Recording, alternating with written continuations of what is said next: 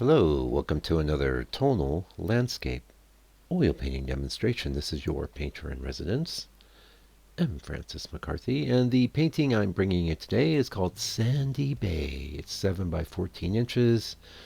Ooh, I painted this a month and a half ago or something like that. I've been sitting on it, but I really like it, and I think you might enjoy it. I hope you do. We're working on the hardboard. Yep, it's prepped with house paint. Love that color. I had another artist come in the other day saying, "What is that color? That's amazing." And I says, "Yep, that's rich soil." Which, is not an actual color. It was very interesting when I ordered it. I saw it's fascinating what they do at the paint stores these days. It used to be a guy with a teaspoon measurement, you know. Now they just push some numbers into a pad, and then the machine comes out. It puts in the base. Well, the base is already in the can, and it gives it a squiz of red, a little squiz of black, a little squiz of white, or yellow. I think it was yellow, but wonderful color. And supports what I do really well, because having that earth pigment underneath means that you can express yourself over the top. You don't have to cover up every little scrap of board. Yeah. So underpainting color, that's some good old raw umber, and this scene is based on like a little, actually some little thumbnail of an image. Actually, it wasn't even a full res image, and I don't think I've made it up to Sandy Bay personally, but yeah, I've had some requests to paint that area, and I'm real happy with the way this painting turned out. It's a panoramic feel for sure. Now, hey, there's a trick I want to talk to you about. That wasn't so much in the reference, but you see how I'm introducing like those lines that sort of indicate a bit of perspective, and that was a really cool strategy I've been working on for dealing with these areas of what I call nothing. Really, it's just a bunch of nothing. It's just a bunch of grass, or dirt, grass, weeds, what have you, some rocks and things. But introducing that bit of dynamicism, I don't know if that's how you say that, dynamics, right? I think dynamicism is a word I just made. Anyway, anything you can do, right? So I've been playing with that in quite a few paintings lately, and it's especially good for this more like a vista-centric. I don't know if this counts as a vista, but it's pretty cool. Um, yeah, so we got our underpainting done. We're starting in on the sky, and using good old Prussian blue, and what a wonderful color. I just did a painting which will be making its way to the channel. It's a bit more involved than a lot of other stuff I put up. So I actually recorded my palette and things. And anyway, long story short, there's a bunch of water on the bottom. And I went to town with the old Prussian blue. It did everything I needed. The only other colors I brought in was, a little bit of Mike's Gray, which is the titanium white with the black in it, and cad yellow, only for some sections though. Now on this painting, I really love to bring in that cad yellow with the Prussian blue to get into all the aquas and stuff. And that, I think I said tonal at the beginning of the video. Is this a tonalist piece? Yeah, not really, but it's tonal. How about that? We can stretch out the category a little bit.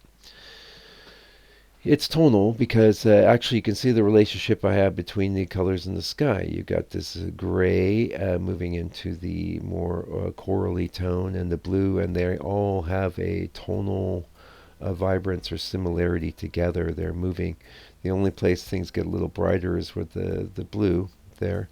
And then, of course, as we go lower into the sky, we get increasingly brighter as we go.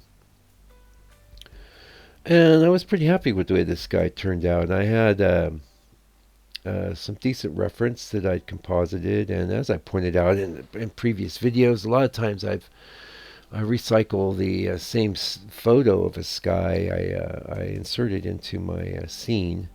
Um, I'm moving it around and getting different aspects of it, or flipping it, or whatever. because certain references I have a great um, movement of color in them without being too strident or too over the top.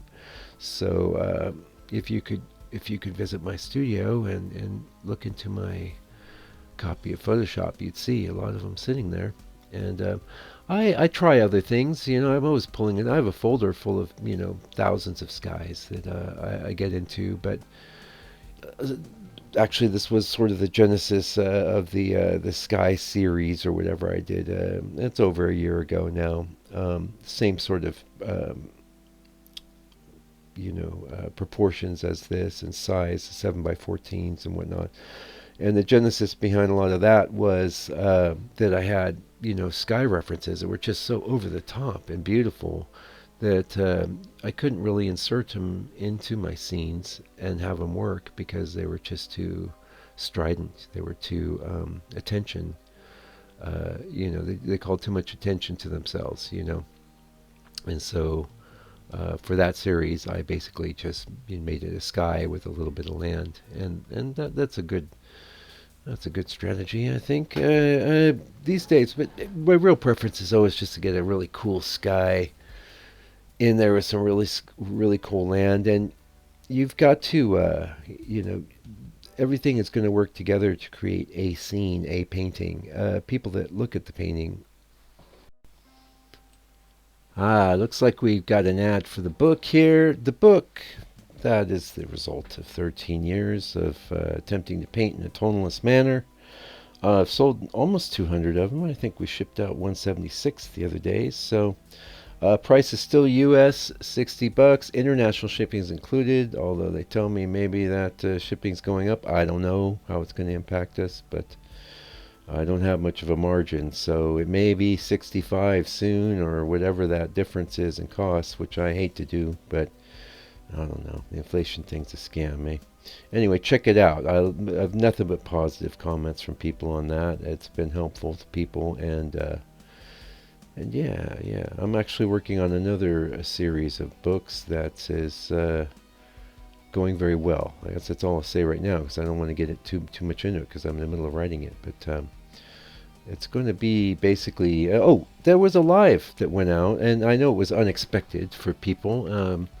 I didn't really plan to do that, but I did, and it's I mean. I try to always have some good, valuable content and ideas for you on these videos. I don't know if I did that with the live, but I did share some of what I'm up to. You get to look at. I can't even call myself middle-aged anymore. Oh my goodness, this old guy, and that'll be happening on Thursdays. Thursdays in the U.S. I'll have to figure out the time here in New Zealand is like going to be around early afternoon, say like 1 o'clock, 2 o'clock, and what's that in California right now? Probably West Coast. That's 5 hours um, uh, later feeling. So it would be more towards the early evening. But I'll put an announcement out. I'll do something like that, and that's low key. That's just going to be actually. I'm thinking AMA, right? Ask me anything, hey Mike, what is it with the raw sienna? Why you like the Mars Yellow better? I could tell you. I will tell you. I'm also discussing that in my new upcoming book because I got things to say about raw sienna. I think about things like raw sienna. Anyway, we're into the water, and I really love to paint the water now. I was just telling someone recently, that was a real challenge for me. I was definitely Mr. Interior Scene guy, and to me, the key to the water is to, like on that horizon line, make sure it's not one color all the way across. So when I'm gonna, you see me with my T-square, and when I'm getting ready to do that, I always make sure I have two colors mixed so that I can pull it across as a gradient and then work into that. You definitely, just like anything else in your painting, you want to always be modulating. Hey, it's been a while since I brought that up. That's in my last book. Probably could be, yeah, it is I don't know if it's a whole chapter in the new book or part of one, but the thing with the modulating is you want to, let's look at the gray cloud up in the top, R left hand corner. You can see how it moves from almost a little cooler to slightly more taupey, right? Everything in my painting, I'm always moving it from one color spectrum to the next, right? You know, either making it cooler, warmer, changing the hue, you know. So if it's a green tone, we might make it redder or greener or more yellow. A lot of things you do with green. You can go into grays and all kinds of stuff. Green's very flexible. But on the water, you can see there I have a modulation from the one side, our right side, over towards the little peninsula there.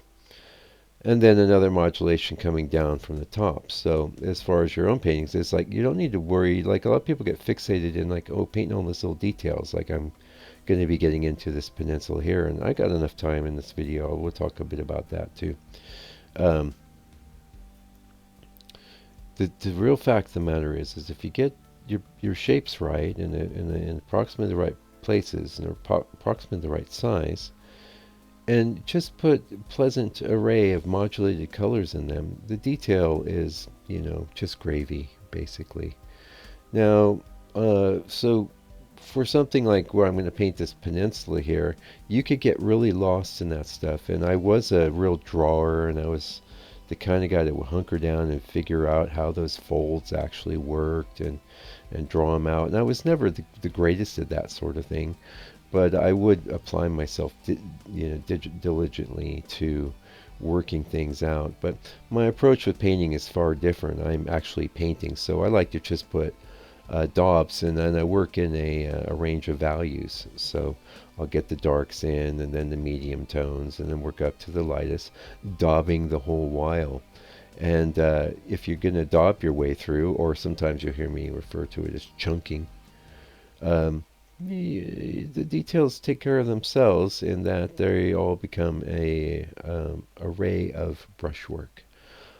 And a beautiful blend of different fractured strokes and colors, and that's a painting. That's what I'm after. You know, having a more illustrative approach certainly works for some people. You know, they're going to draw it, and they're going to draw it well. In some cases, very well. Maybe they color that, or maybe just their drawing is the interpretation of the scene, and that's perfectly valid. But for what I'm doing, the kind of painting that I'm into, it's expressive, but you can see what it is. That's what we're all about.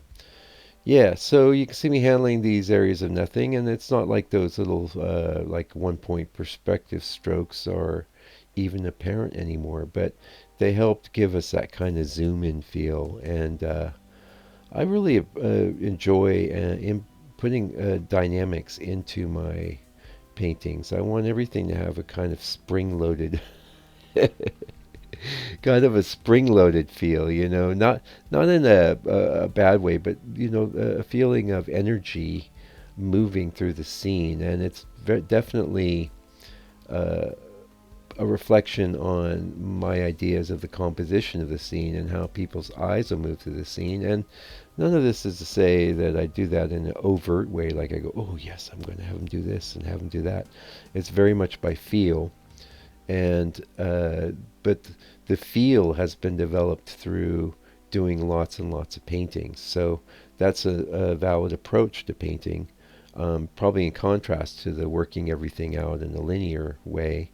I just kind of feel my way through, and I have approaches that I know work successfully based on having done lots of successful paintings, you know. Oh, actually, even more importantly, lots of failures, lots of bad ones, lots of paintings that didn't work out. And it always stings, and I've had a few recently even, you know, it happens. It happens less because I have more experience, and I know things that don't work.